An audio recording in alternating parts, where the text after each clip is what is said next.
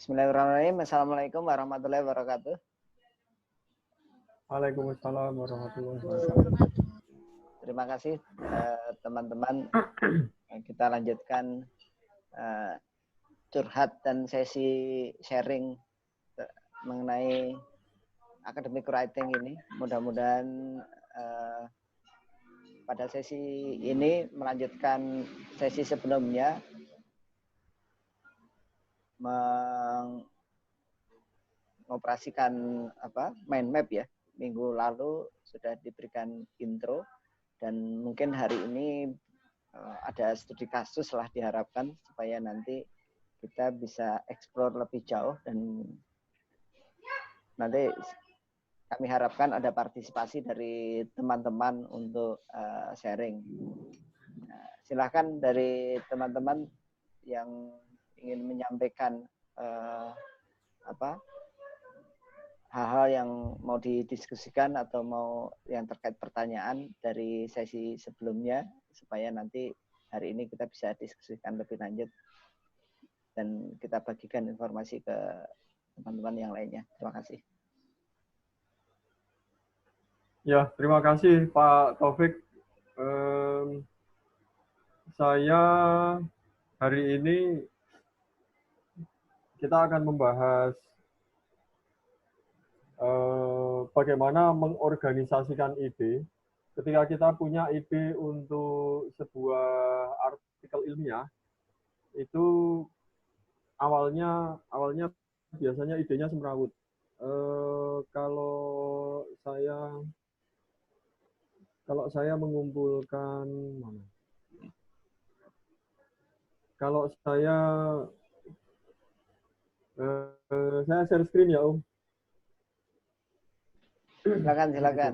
Sebentar. Ya.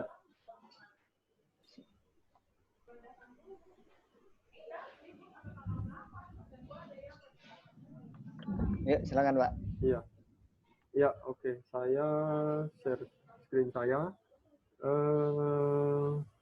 Saya nyari gambar yang mewakili. Saya masukkan ke sini. Ya, jadi biasanya kalau kita punya ide awal itu kayak begini. Ini saya ambil dari Composition Classroom. Penulisnya juga seorang penulis novel anak-anak dan dewasa, bukan academic writing. Saya mencoba mencari referensi yang baik untuk academic writing yang urusannya dengan ide, tapi sepertinya tidak ada yang spesifik. Sepemahaman saya, ada beberapa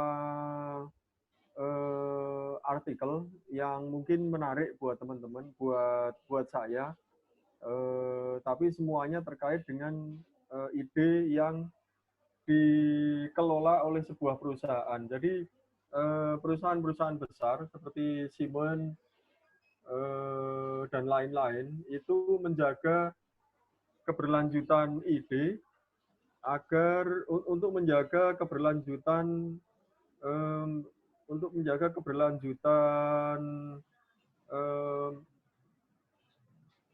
marketingnya, produknya gitu. Karena produk itu kalau nggak inovatif ya dia nggak akan bertahan lama gitu. Sehingga mereka dalam periode tertentu mereka mengundang banyak ide, kemudian ide itu dianalisis. Nah, artikel-artikel yang saya baca itu lebih banyak bagaimana ide-ide ini karena idenya ada ratusan, bagaimana ide-ide ini kemudian dikumpulkan dan dianalisis mana yang paling cocok. Kira-kira kayak begitu. Jadi terus terang mohon maaf, ini yang akan saya sampaikan mungkin lebih banyak ke pengalaman saya selama menulis artikel ilmiah terutama, tapi bukan berasal dari riset-riset yang mungkin baku, karena saya terus terang nggak nemu terus terang. Ada ini artikel ini, tapi ya isinya cuma saran-saran. Ya sama aja kalau menurut saya. Proses membangun sebuah ide hingga jadi tulisan itu seperti apa. Kira-kira seperti itu pembukaan dari saya. Minggu kemarin saya bereksperimen dengan tema land subsidence. Seperti yang teman-teman lihat di sini. Tapi sepertinya kemarin saya tidak berhasil share screen, karena saya share hanya satu window, sehingga ketika saya pindah dari presentasi ke mind map itu nggak kelihatan.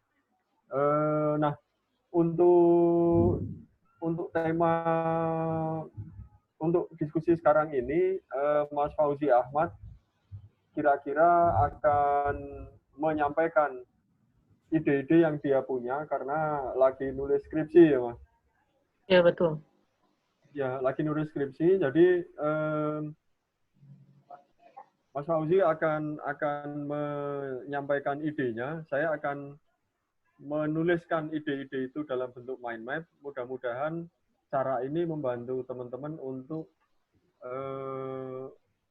melihat hands-on experience-nya ketika menuliskan ide untuk menjadi artikel ilmiah. Saya persilahkan Mas Fauzi menyampaikan apa saja. Saya jadi tukang ketik. Nanti kalau udah selesai idenya semua, saya minta ide dari teman-teman, saya jadi tukang ketik lagi. Baru setelah itu kita akan mengorganisasi cabang-cabang yang ada di mind map agar rapi dan kemudian di bagian mana kita harus membahas. Silakan Mas. Terima kasih Pak Yus. Sebelumnya Assalamualaikum warahmatullahi wabarakatuh. Waalaikumsalam. Nama saya Fauzi dari Telkom University. Saat ini saya sedang melakukan penelitian yang itu topiknya tentang analisis faktor preferensi konsumen berdasarkan minat mengunjungi kafe atau kafe visit interest di kafe yang mana itu di Sumedang gitu. Karena saya berdomisili di Sumedang, jadi saya telitinya di Sumedang saja karena lebih gampang kan. Juga si kafe tersebut itu milik teman saya gitu. Jadi ada channel. Nah, variabel X-nya kan preferensi konsumen ya Pak. Terus yang Y-nya itu kalau berdasarkan topik, ini minat mengunjungi kafe atau cafe interest. Nah, saya masalahnya di sini tuh untuk membuat kerangka pemikirannya itu sulit gitu. Maksudnya dari variabel, kan ada subvariabel atau namanya tuh dimensi. Nah, dimensinya itu belum tahu apa-apa saja gitu. Itu masih broad gitu pikirannya. Iya. Untuk fenomenanya, saya bisa katakan karena di jurnal juga banyak yang mengatakan bahwa menjamurnya kafe gitu. Tapi maaf. Dengan kayak gitu, jadi banyak persaingan kan. Nah, tujuan saya meneliti itu pengen tahu untuk nanti saya bangun kafe itu gimana sih cara meningkatkan traffic di kafe tersebut atau kafe saya nanti di future atau yang akan datang buat ningkatin traffic biar income-nya naik terus gitu tiap bulannya. Nah, saya teliti di bagian preferensi konsumernya gitu. Jadi nanti akan diadakan teknik wawancara kepada pengunjung di kafe tersebut gitu. Ya. Dan juga ada kemungkinan saya X-nya itu ditambah lagi jadi 2X. Preferensi konsumen sama sama mungkin diganti atau ditambah dengan kualitas pelayanan di kafe tersebut. Jadi bisa mempengaruhi kepada minat pengunjung kafe tersebut untuk melakukan pembelian. Jadi masih saya ini masih dalam masalah yang betul-betul rumit gitu, belum di breakdown. Jadi kenapa saya mau mengutarakan di sini, ingin dibantu untuk membreakdown ide-idenya. Terima kasih. Ya, terima kasih Mas Fauzi. Iya, Mas Ahmad. Seperti yang teman-teman lihat di screen, saya hanya menuliskan apa-apa yang tadi disampaikan. Mumpung ini banyak temannya, mudah-mudahan ada banyak ide, banyak yang membantu. Oke. Jadi mungkin teman-teman yang lain kalau punya ide yang terkait dengan visit meningkatkan visit dengan tujuan terkait dengan tujuan penelitian, mungkin suatu saat di antara kita juga bikin kafe. Jadi saya persilahkan teman-teman dulu untuk menyampaikan komentarnya. Silakan. Saya jadi moderator nih Pak Taufik. Silakan. Ada masukan dari teman-teman, silakan. Kita diskusi aja ini. Untuk melatih. Mungkin dari Ade atau Mbak Puspa.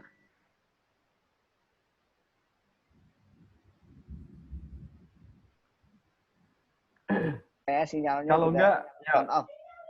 Saya boleh ngasih ide sedikit. Ini kan boleh, dari silakan. Melatih kita memecahkan solusi lah gitu ya. Jadi kalau idenya adalah ini kan pengen kafe meningkat traffic gitu, terus income naik tiap bulannya. Nah di variabel Z itu mungkin typo dikit ini Pak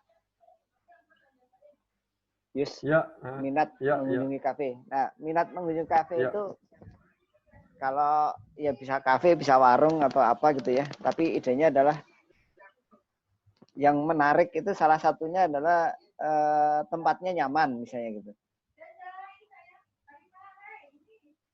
Nah nanti nyaman kita bisa informasikan lebih lanjut. Terus kalau sekarang itu kan kafe itu salah satunya juga tempat nongkrong. Jadi tempat untuk mencari inspirasi. Kadang sambil nulis skripsi, ngerjain PR atau apa di kafe gitu. Sorry, ini tempatnya heboh banget nih saya.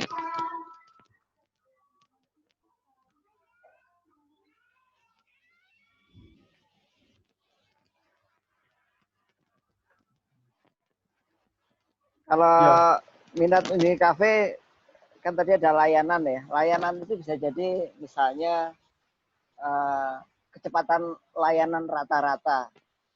Jadi orang itu kan nggak suka nunggu lama ya. Jadi kalau dia bosen, kecuali memang dia, tapi ketika dia sudah di-serve, sudah dikasih minum atau makan, dia berlama-lama, tapi nungguin makanan nggak mau lama gitu.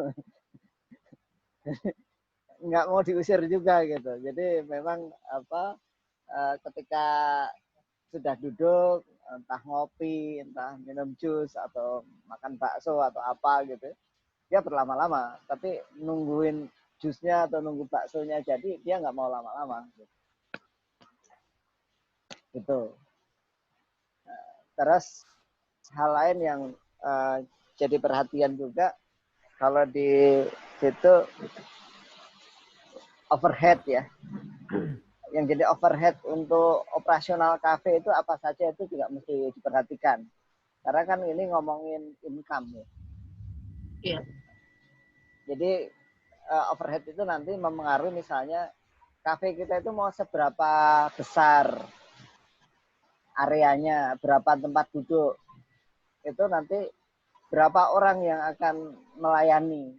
Jadi di dapur berapa orang, yang nganterin makanan berapa orang, atau yang menyambut tamu berapa orang, itu jadi perhatian. Karena itu mempengaruhi overhead. Terus jam buka itu juga mempengaruhi kunjungan. Jam buka yang kira-kira orang rame itu di jam berapa? Apa mau 24 jam atau misalnya hanya jam makan saja dari mulai jam 7 sampai jam 9 malam. Nah, itu juga menentukan karena korelasinya dengan overhead tadi, ketika 24 jam konsekuensinya mesti piket 3 shift misalnya kayak gitu kan, orang lelah apa segala macam gitu. Mungkin itu sekilas dari saya untuk teman-teman diskusi. Silakan. Ya, satu lagi kalau ada, silakan.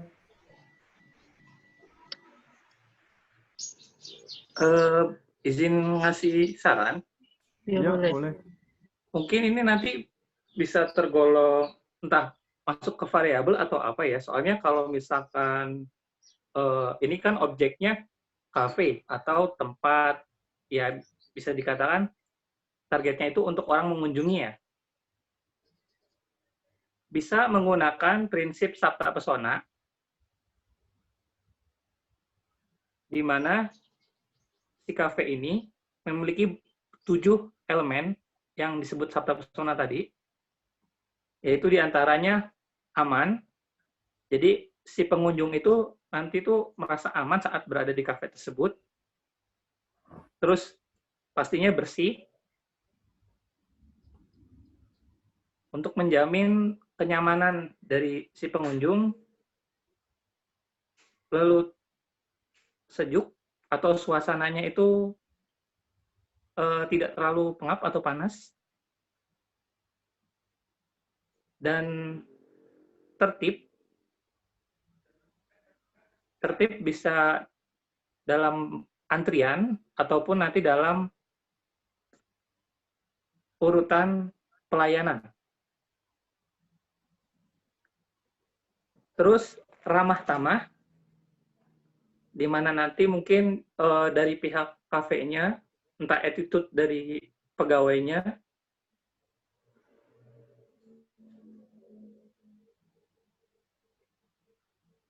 ya.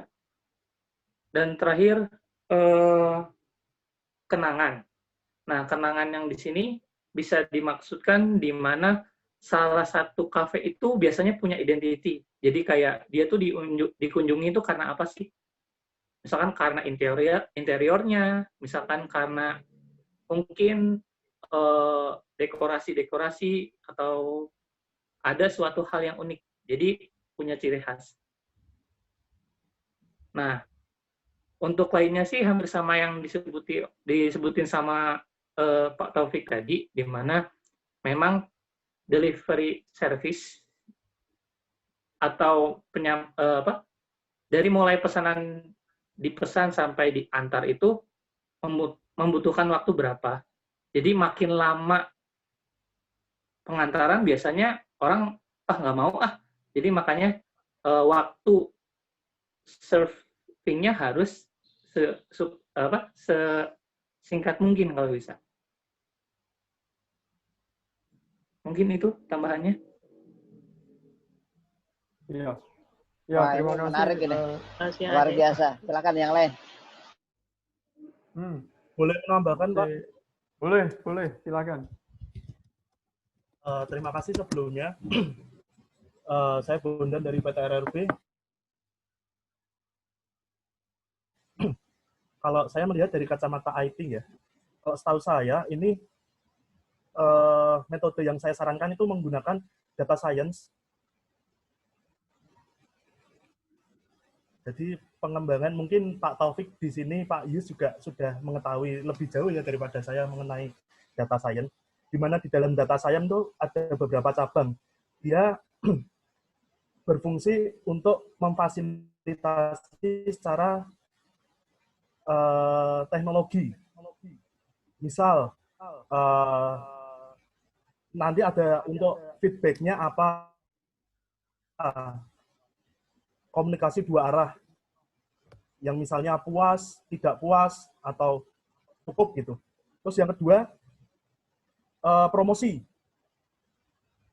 Di data science itu fungsinya nanti bisa dipakai untuk promosi. Jadinya misalnya yang sering dipesan apa? Misalnya yang sering dipesan cappuccino cincau. Nah, cappuccino cincau itu nanti setiap 5 kali pesan ada promosi apa gitu, seperti itu. Jadi kayak di challenge kayak prinsipnya cuci mobil dan sebagainya. Itu promosi. Terus yang ketiga ada promo. Promo di sini istilahnya untuk menggait pasar atau produk yang kita jual.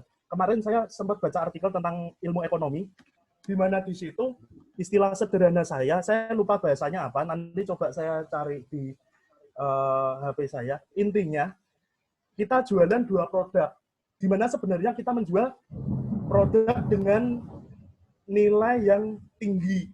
Maka kita sebenarnya hanya menjual 2 produk, yang harganya murah dan yang harganya tinggi.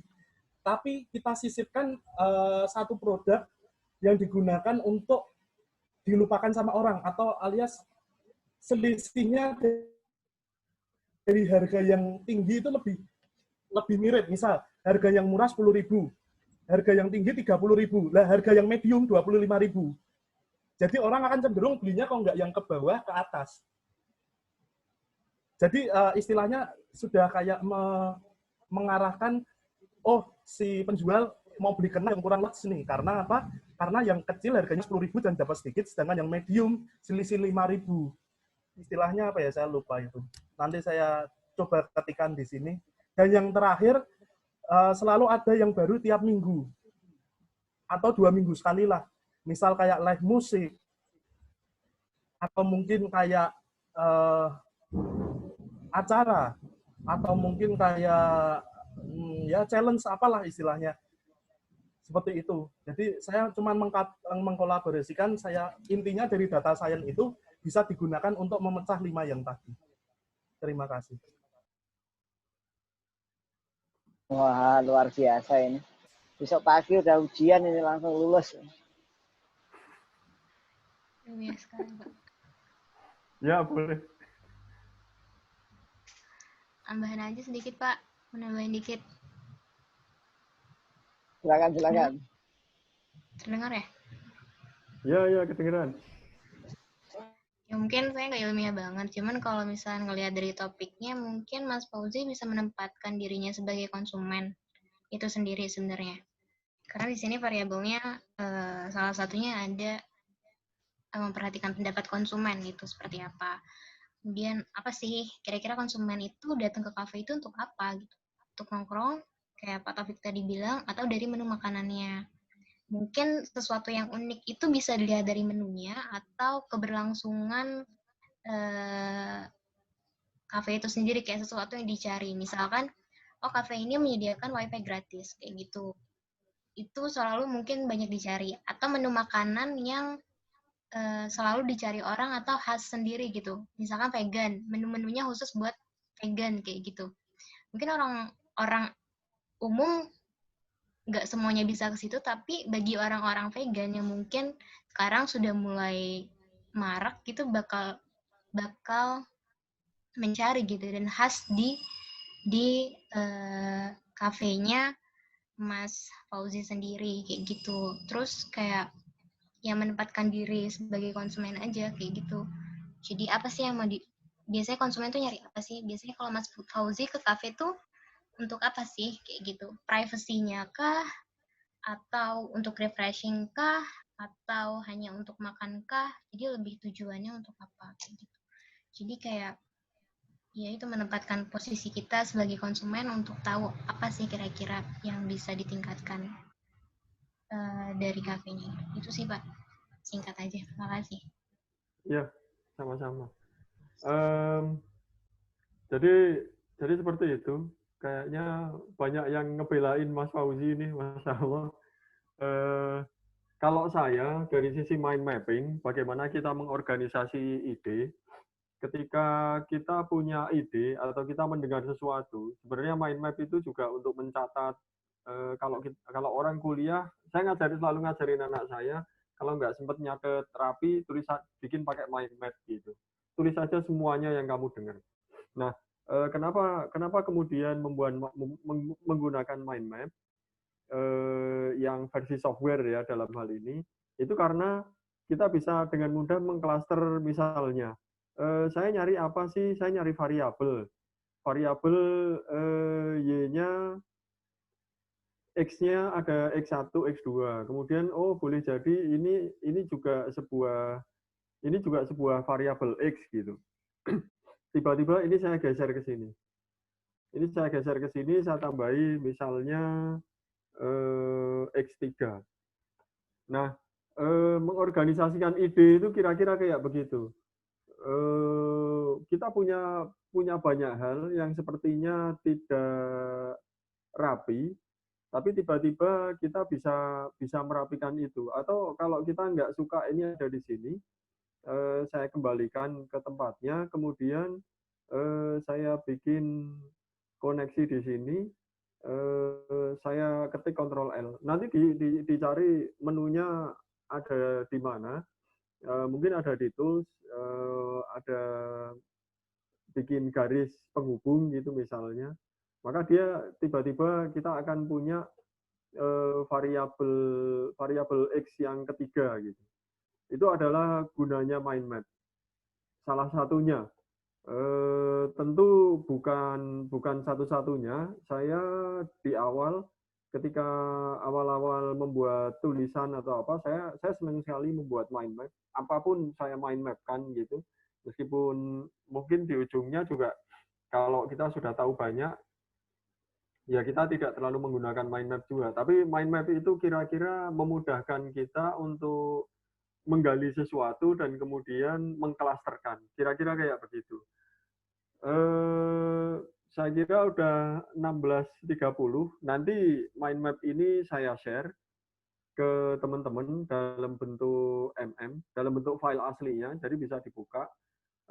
Softwarenya seperti yang diketahui tadi, softwarenya Freeplane, awalnya Freemind, kemudian bergeser jadi namanya Freeplane. Biasa masalah lisensi GPL itu sering kayak begitu. Kalau penemu awalnya itu nggak suka, kemudian diganti, teman-teman pengembang berikutnya mereka bikin yang baru, yang code-nya itu berasal dari yang lama. Karena ya hal seperti itu diizinkan. Dan ini bisa jalan saya menggunakan Linux. Saya nggak punya uang untuk beli Windows. Tapi software Freeplane ini multi-platform. Kemarin mungkin di presentasi ada. Bahan presentasi ada. Kalau nggak, mungkin YouTube-nya di Pak Taufik dilihat lagi. Ada link-nya Freeplane, nanti bisa dicari. Kira-kira kayak gitu karena jam 16.31. Kalau ada teman-teman yang pengen nanya lagi, silahkan. Gitu ya Pak Taufik. Pak, mau nanya. Ya. Ini kan Freeplane tadi kayak yang kita praktekin, maksudnya menuangkan segala sesuatu yang ada di pikiran kita, ide kita gitu. Kita nge-breakdown. Kalau di sini kan kasusnya mungkin Mas Fauzi sudah tahu nih tujuannya apa, fenomenanya apa, variabelnya apa, fokusnya apa, gitu. Iya. Baru setelah itu di sini yang lain memberikan pendapat dan disambungkan gitu. Jadi seharusnya kalau misalkan kita menyusun suatu rangkaian ide misalnya dari topik, apa sih biasanya yang kita tuh secara struktur kalau misalnya kayak gitu kita breakdown-nya dari mana sih Pak? Ya, makasih pertanyaannya. Sebenarnya ide itu boleh seperti apa aja. Tadi saya tunjukkan ide itu awalnya bisa kayak begini gitu. Amburadul, kita punya sesuatu ditulis kemana-mana, ini ada hubungannya atau enggak, ini nyambung keluar atau ke dalam dan seterusnya. Ide itu kayak gitu. Ide itu ya nggak ada aturannya. Ide itu pokoknya ditulis saja. Kita punya ide ditulis saja. Kalau saya memperhatikan anak saya misalnya yang baru belajar, dia kalau pengen membuat presentasi itu diem, aku lagi mikir gitu. Tapi sejam nggak ada hasilnya. Kamu mikir apa gitu? Coba ditulis satu kata. kemudian tulis kata berikutnya, kemudian tulis kata berikutnya, tulis lagi, maka dia akan berkembang seperti ini. Nah, kalau kemudian Mas Fauzi itu sudah punya sesuatu kemudian macet, biasanya idenya itu udah mentok, udah banyak, udah nggak bisa nambah lagi. Seperti yang ada di sebelah kanan ini, idenya di bagian kanan ini, saya berhenti di sini, di bagian ini, sebenarnya idenya udah nggak nambah lagi. Kenapa itu terjadi? Setelah ide itu ada, kita harus berangkat ke step berikutnya. Pak Yus, mohon izin, kayaknya mesti segera kita close ini. Closing remark aja. Satu hal, kalau ada ide yang sangat miskin misalnya, saya nggak tahu variabelnya, ya berarti harus belajar. Baca, bukan belajar. Mohon maaf ya, bukan saya, oh ini kurang belajar, bukan. Tapi ketika kita berhenti dalam satu cabang, itu penanda bahwa kita harus membaca. Oke, kalau gitu saya harus membaca kualitas pelayanan misalnya. Kita buka-buka jurnal, buka-buka laporan, buka-buka cerita